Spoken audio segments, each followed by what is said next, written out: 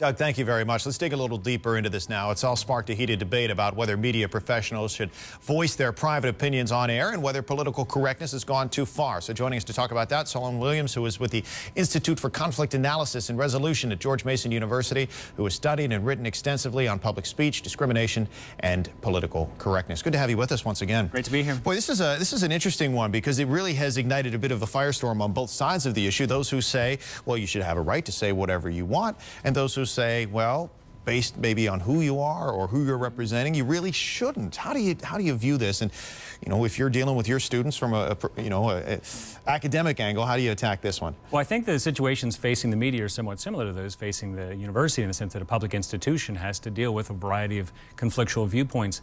And the idea of political correctness is an important thing to talk about, but it's also a distracting way to talk about the issue because it raises attention to sensitivity to hurting people's feelings. But in fact, I think what's more important to people is that it's not simply what feelings are being hurt, but the notion that there are certain kinds of things that one can't speak about.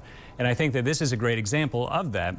For example, if one were to attack the flag and offend people for their patriotism, one wouldn't call that political correctness. That would simply be saying someone's patriotic and they're offended in that way. I think that the issue of political correctness deals with something deeper, which was concerns about those who've been targeted by past discrimination. And so we're dealing here with Muslims who have worked into that category, and we're in the midst of a confrontation of that kind. Juan Williams stepped into this, revealed his honest opinions, and I think made himself vulnerable to groups who are worried about these kinds of issues in public debate. Does this become a media issue to the point where, as a journalist, Juan Williams should not have just put his personal opinion out there, or is it just was in the wrong forum for this to be out there? Well, Juan Williams has become known for his personal opinion, so I don't think that's it. I think instead it's that he was talking about an issue which is quite sensitive and in the news. Of course, we've had the issue of the so-called mosque controversy, the burning of the Quran issue. So for him to weigh into this, many people are afraid that for a figure like him to say something of this kind might put people at risk.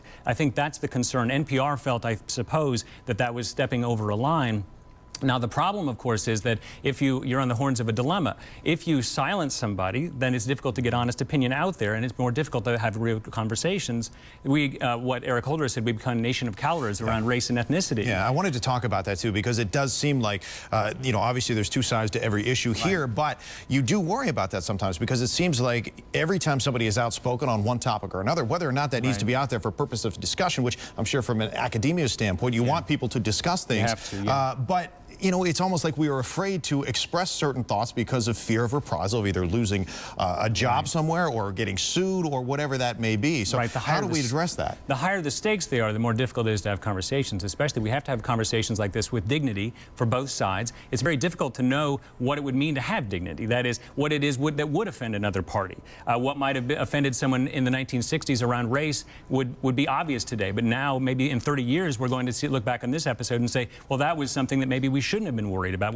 If you're targeting certain people in general, that might be a concern for them. But Juan Williams, of course, was expressing an honest view, and I think that he was attacked for that. Well, Juan Williams is going to make out of the deal because obviously getting signed to a lucrative contract with Fox News Channel now, I've been making more money than he was before having a chance to express his views there. But I guess the important factor, though, that we could take out of this, though, is that we still do need to discuss certain issues, at least in the proper form. We have to learn about ways to talk about these issues in a dignified way, and we have to do it in a way that does not offend. But more importantly, it's not just about sticks and stones.